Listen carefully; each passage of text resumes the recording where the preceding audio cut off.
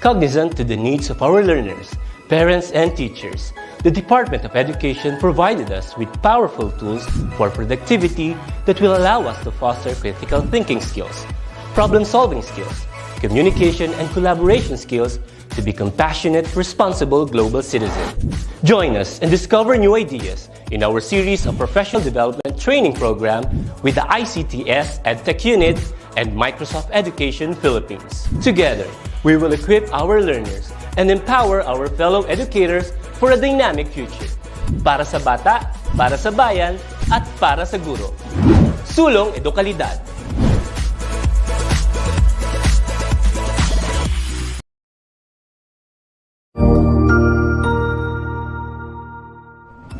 Magandang araw, Sir Wilbur po, at your service.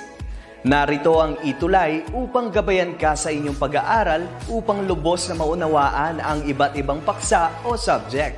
Ang ETUlay ay isang free online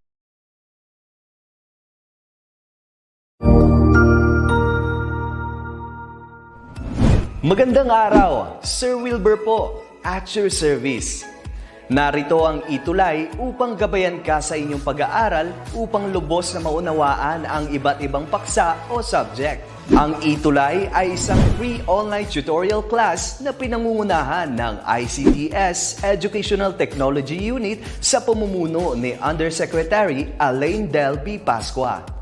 Ang programang ito ay hindi lamang para sa mga bata, kundi ito rin ay magsisilbing gabay sa mga magulang at mga guro kung paano nila ituturo o gagabayan sa bawat asignatura ang kanilang mga anak o mga estudyante. Sa kasalukuyan, ang self-learning module mula sa rehiyon ng Calabarzon at kilala sa tawag na Pivot ang ginagamit sa ating ETUlay online class. Kaya ano pang hinihintay ninyo? Ihanda na ang inyong mga ballpen o lapis, papel o kwaderno at samahan kaming itulay ang pagkatuto para sa bawat batang Pilipino. Sama-sama tayong magtutulungan para malampasan ang mga hamon sa panahong ito. Halina't matuto kasama ang inyong online tutor sa oras na ito.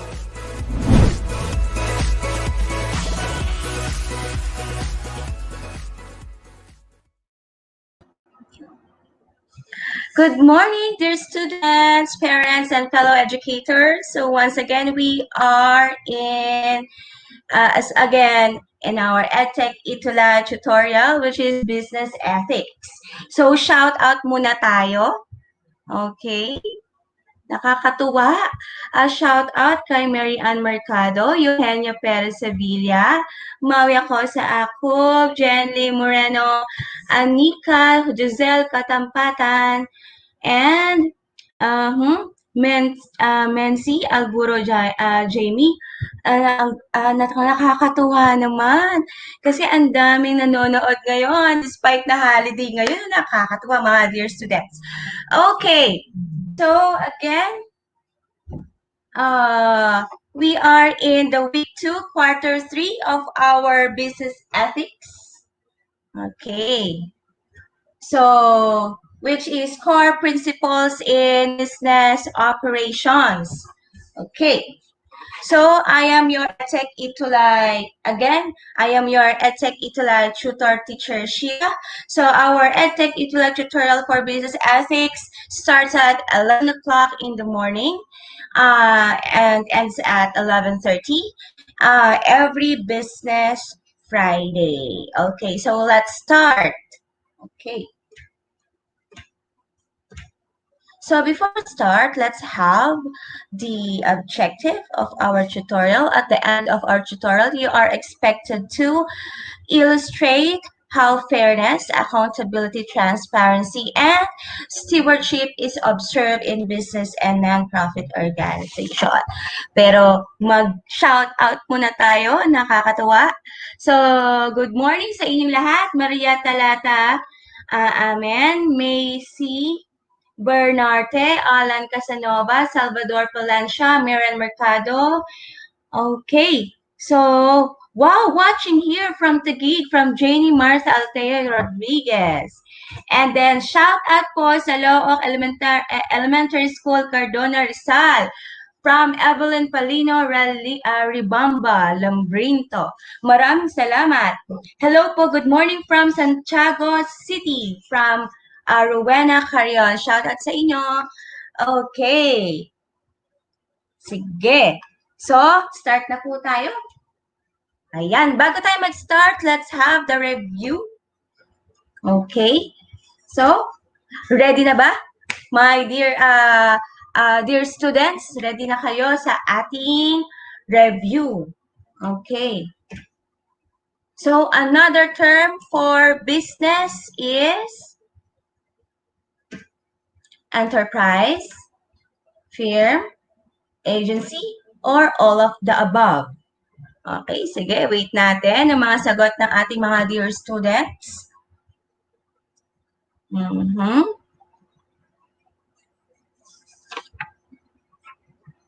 Good morning sa inyo. Okay, so the correct answer is yes. So all of the above. So business is as well an enterprise, a firm, and an agency. Okay, yan, lahat yan. Okay. Yeah, wow. Correct. Lucky Bato-Bato. And then Elsmer Lara Santos. Ang galing-galing. Maricar LM San Victores. Okay, very good. Next tayo.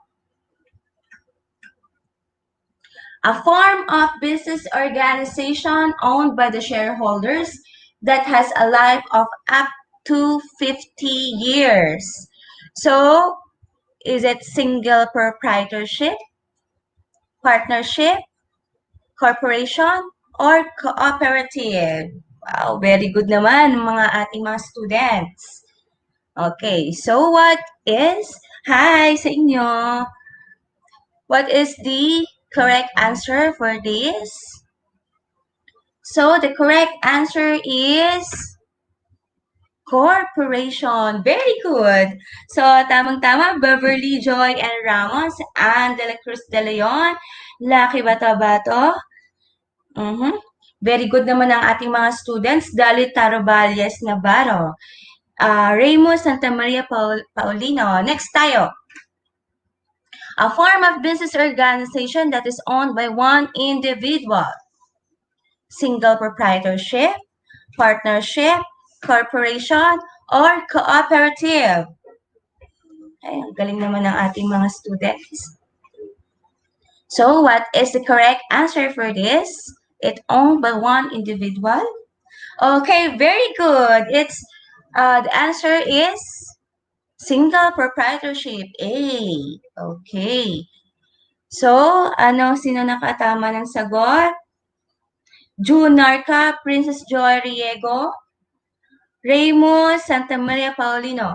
Okay, Princess Joy Riego. Okay, very good sa lahat. So, start na tayo, no? Sa ating lesson for today.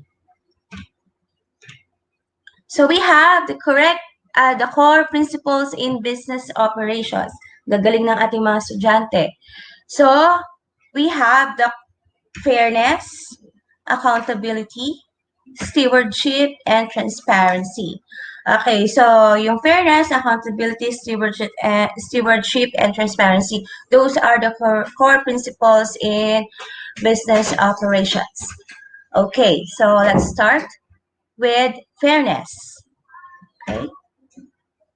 So fairness refers to the level of even-handedness in dispensing justice, whereby claims are recognized in the order of their legal and contractual priority. If you say even-handedness, fairness, it's more on equality, diba?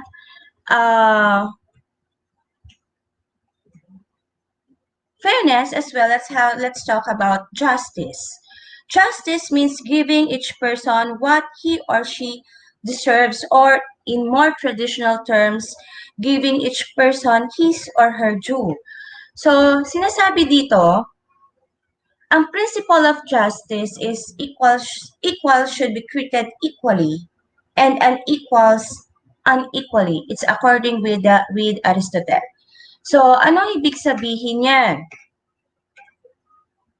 Individuals should be treated the same unless they differ in ways that are relevant to the situation in which they are involved. So it's accordance with, according to Velasquez, Andre, and Shanks.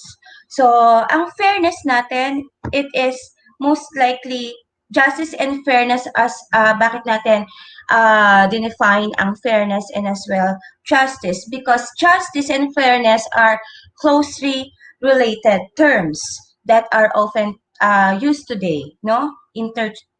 Interchangeably, meaning to say, yung fairness, pag inano natin, when we talk about fairness, it's as well justice.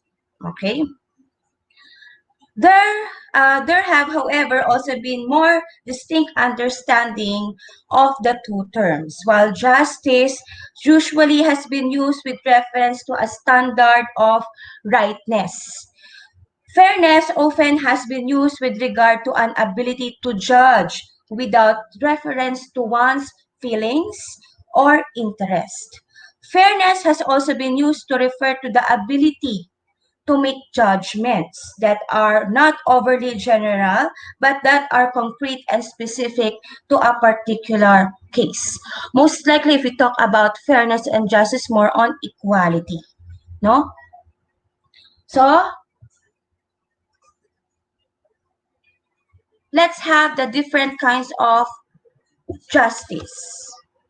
So, if we say different kinds of justice, we have distributive justice, we have retributive or corrective justice, and we have compensatory justice. What is distributive justice? Okay. If we say distributive justice refers to the extent to which society's institutions ensure that benefits and burdens are distributed among society's members in ways that are fair and just. So ano ibig sabihin nito? Example, when the institutions of a society distribute benefits or burdens in unjust ways, there is a strong presumption that those institutions should be changed. Okay? So parang kapag ang institution parang yung sa mga empleyado, no? We talk about business, no? Sa mga benefits ng empleyado, sa mga sa mga let's talk about yung quality, no, ng mga services and products. So kailangan most likely yung institution na yon ay dapat sinasabi diyan ay mag-change. Okay? So we have most likely ano ang dapat na i-change doon ng management, no? So we have retributive justice. Refers to the extent to which punishments are fair and just. So ano ang example niyan? In general, punishments are held to be just to the extent that they take into account relevant criteria such as the seriousness of the crime and the intent of the criminal, and discount irrelevant criteria such as race. So most likely kapag kaya nga sa ating mga organizations, meron tayong tinatawag na Code of Ethics. So kapag yan ay nilabag, no? So pag yan ay nilabag, merong punishment na karampatan. So most likely kapag crime, we talk about crime, meron para ma-exercise ang fairness and justice. Binibigyan ng due process. Okay? So meron yang ample time para sa investigation. Okay, let's talk about compensatory justice. It refers to the extent to which people are fairly compensated for their injuries by those who have injured them. Just compensation is proportional to the loss inflicted on a person. Example, so sa isang institution, o sa isang company or organization, yung mga workers doon na injure while working, no? So doon, they are, yung parang gusto nila na magkaroon ng fairness and justice regarding doon. Paano? Siyempre sila ay na-injure. So kailangan sila ay merong just compensation doon. Pwedeng sabihin natin na dito yung babayaran sila ng kumpanya, ganyan. O kaya in regards with the illness o kaya accident or injury. So, kailangan managot doon ang company. Okay? So, maaring i-relate natin dun sa mga medical expenses o kaya sa mga benefits ng mga company. Okay, good morning! Christine Kagampang. Good morning sa inyo, Lorena Edera and Mary Lalaine Del Rosario. Okay, Ellen Mariano Suatenco. Good morning sa inyo. Okay, let's move on.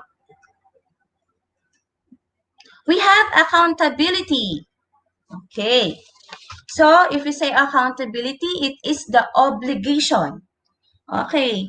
Obligation of an individual or organization to account for its activities, accept responsibility for them, and to disclose the results in a transparent manner. If we talk about accountability, you are accountable. It as well connotes with or relate with or same with or synonymous with responsibility, blameworthiness, and liability, no? So pag let's relate it to a company, no? Or in your work, no? Let's say you are given a certain what do you call that, task, okay, by your superior, no? O yung iyong mga duties and responsibilities, those are your accountabilities, no? Most likely, ang accountability din, hindi lang siya doon sa obligation. Ang accountability din, nire-relate din natin yon sa nire-relate din natin siya with monetary, no? Okay? So, if you are entrusted with a certain property or entrusted with a certain monetary, yan. So, you are accountable with that. Kasi pinagkatiwalaan ka. Okay? Ayan. Ayan pala.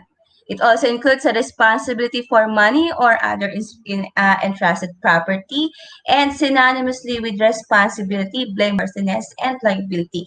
Kaya kapag hindi mo nagawa ng maayos ang iyong trabaho, yung binigay sa iyong task, no? O responsibility, yan, pwede kang, you are liable dyan, pwede ka rin, kaya nga may sinasabi tayo dyan, blame worthiness. Okay?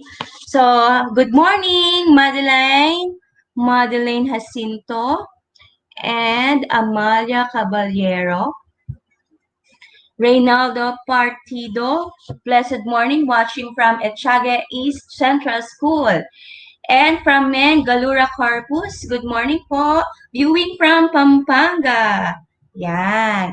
Monetary and core values, yan, nagdalag from June Narca. So let's have corporate accountability. It refers to the act of being accountable to the stakeholders of an organization, which may include shareholders, employees, suppliers, customers, the local community, and even the particular countries that the firm operates in. So paano naging accountable ang isang company or organization in terms of the shareholders? Naturalmente, sila ay nag-invest. So, kailangan ibigay natin yung dapat na kanilang dividendo. Kasi pag hindi natin ibinigay yon, we are accountable to that. employees in terms of their safety and security in the workstation habang sila ay nagtatrabaho. We are accountable to them. Okay? Kaya nga, para dahil accountable tayo doon, kaya binibigyan natin sila ng safe workplace. And at the same time, yung mga benefits na binibigay natin sa kanila. Good morning from DepEd Agusan del Sur. Viewing from Pambuhan, Northern Samar. Watching from Asingan, Pangasinan. And from Jensen. Wow, Jensen. Okay, I have relatives there in the Jensen. Okay, yung mga shout out, yung mga Malisido. Okay? So, how about from the suppliers? Siyempre, kapag ang ating mga suppliers, we are accountable. Kung ano man ang ating mga pinurchase or mga in-order, we have to, we have to pay them kung ano yung dapat na mga pinurchase natin, no? Customers, we have to give them customer satisfaction and quality in terms of the products and services. We are accountable to that. The local community as a whole, and even the particular countries that the firm operates in. Lalo-lalo na we are accountable with the community in a certain business that we are operating. Okay? Next tayo. Okay. Wow! Natutuwa naman ako. We shout out for Ferdinand Valdez. Good day, watching from Parang Maguindanao, BERMM. And from DepEd Ilocos Norte, Solsola National High School. Nakakatuwa. Good morning po from Estipona National High School, from Lisel Macadangda, Kapindeng, Laksinto, Genevieve Calabiten, Ferdinand Valdez, and Ruth Hernandez. Sorry. Okay, maraming salamat sa panonood. Okay, let's go to transparency. Refers to the lack of hidden agendas and conditions accompanied by the availability of full information required for collaboration, cooperation, and collective decision-making. If we say transparency, you are being open. Okay. Yan. In a business governance context, transparency is honesty and openness. No, we are transparent in terms of the transactions. Okay, that yung ano natin, yung ating transactions sa ating certain project in a certain organization or in a certain company. Bakit kailangan may transparency? It is because para ma-retain natin yung credibility ng ating obligation, credibility ng department, and as a whole, credibility ng organization. Okay? So, it describes the extent to which a corporation actions are observable by outsiders. Yan, corporate transparency. So, syempre, we talk about corporate, a certain organization. So, lahat ng mga galaw natin, it is observed by outsiders. Who are the outsiders? Our stakeholders. Okay? So, next is stewardship. Stewardship is an ethic that embodies the responsible planning and management of resources, can be applied to the environment and nature, economics, health and property, information, theology, and etc. Yeah. So stewardship in the world of commerce, stewardship refers to taking responsibility for the business and the effects it has on the world around it. This involves considering more than just the bottom line and looking at elements such as values, ethics, and moral. So most likely, ang stewardship is more on corporate social responsibility. So we are taking care of, we are responsible with the management of the resources, diba? Sabi dyan. So if we are, stewardship is giving, no? Pag meron tayong natanggap, meron din dapat tayong ibibigay. So paano? By means of, for example, let's say, pag sa isang community, nag-operate tayo doon, no? So, paano natin giving them back by giving scholarships to the young ones? Paano pa giving livelihood projects? Yan. So those are the corporate social responsibility. Yan. Yan. Elements such as values, ethics, and moral. Yeah. Many business leaders are seeing the negative effects of their companies on the world around them and are actively working to alter their business practices and to take more responsibility for their actions. So kung ang certain organization or institution, yun parang na-apektuhan in terms of yung nakakapag-cause ng climate change, let's say factory or whatever, no? So paano makakapagbigay ng giving back kasi may responsibility ka, di ba? By, let's say, tree planting o kaya yung drive in terms of climate change. Yan. Ayan, may sample pala ako dito. Starbucks has realigned critical, ito yung example ng stewardship. Starbucks has realigned critical aspects of its organization so it can help to find solutions for societal issues.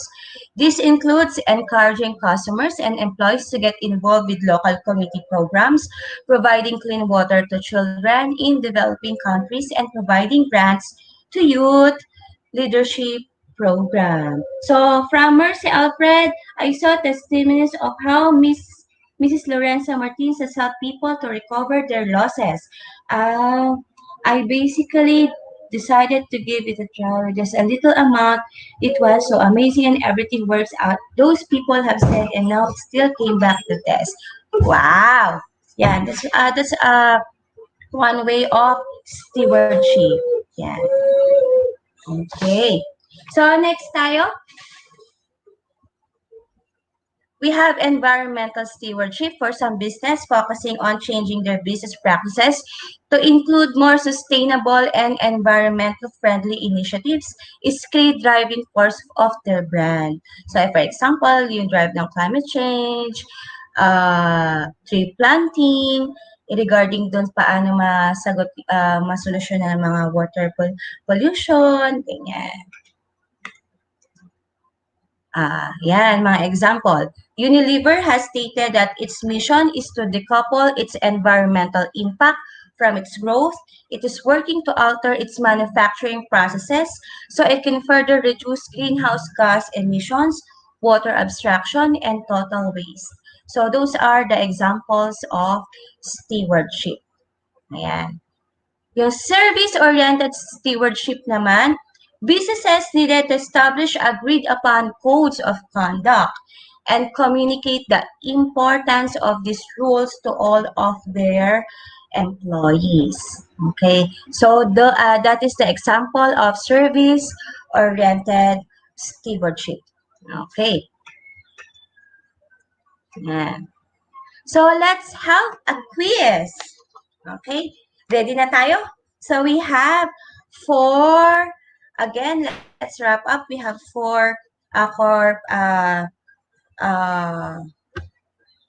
we call that? Different kinds o yung mga core principles natin in business operations. We have fairness, accountability, transparency, and stewardship. So let's have the quiz time. Okay? So it refers to the level of even-handedness in dispensing justice. So what is it? Okay. Okay. So A, accountability, B, fairness, C, transparency, D, stewardship. So what is the answer? It refers to the level of even-handedness in dispensing justice. So the answer is fairness. Okay. Very good. So, very good. Si Princess Joy Riego. Correct. Okay. Sino pa kaya ang Shirley Millares, Lucky Bato-Bato. Yan. Galing. Next tayo. Gagaling ng ating mga estudyante. Yan, from Chicks Heights. It refers to the lack of hidden agendas and conditions, accountability, fairness, transparency, or stewardship. Okay, so what is it? So the answer is, yan, transparency. Okay, ayan. So transparency is being open. Okay, being open. Yan, very good. C, transparency. Okay, next tayo. Very good. Megalura corpus, Lucky Bato-Bato, Shirley Millares, Nika Malyari. Ayan, nagagaling. Next tayo. It refers to giving each person his or her due. Ay, wait lang tayo. Ano na naman tayo yan? Given na ata to. Sige nga, tingnan nga natin. It refers to giving each person his or her due. What is it? So, is it, type nyo na lang ha, fairness, accountability, transparency, or stewardship? What is it?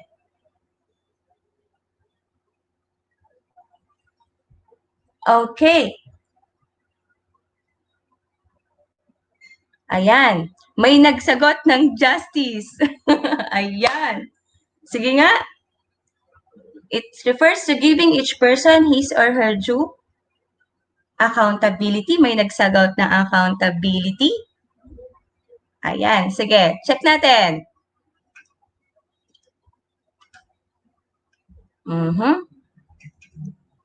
Very good. Justice. Okay. Ang galing. Okay. Very good. Justice. From Chicks Heights. Ayan. Dali Palataw. Ayan. Very good naman talaga ang ating mga estudyante. Next tayo. It refers to an ethic that embodies the responsible planning and management of resources. What is it? Sige nga. Ano kaya ang sagot? It refers to an ethic that embodies the responsible planning and management of resources. Is it accountability, transparency,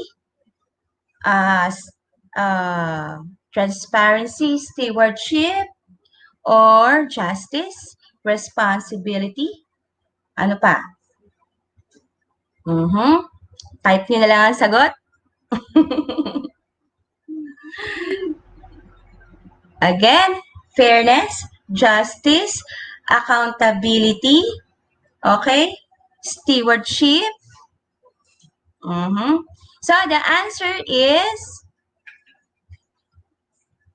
stewardship. Okay, the answer is stewardship. Very good, Lucky Bato-Bato. Okay.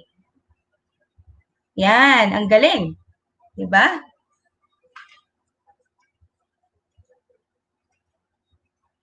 Last is accountability is also responsibility. Is it true or false?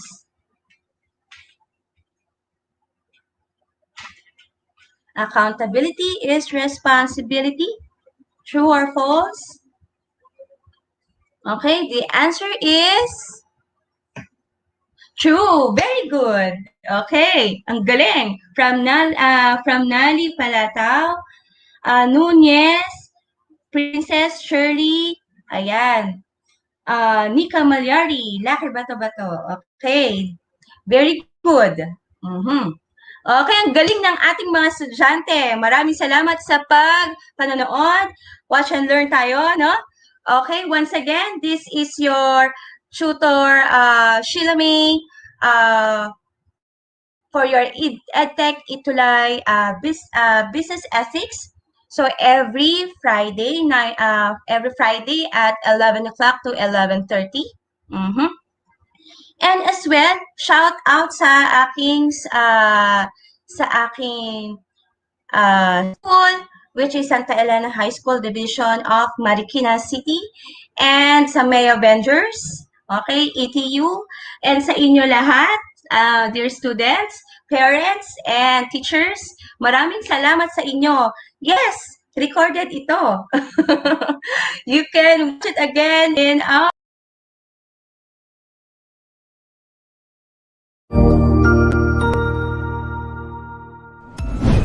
Sigurado ako na marami ka na namang natutuhan sa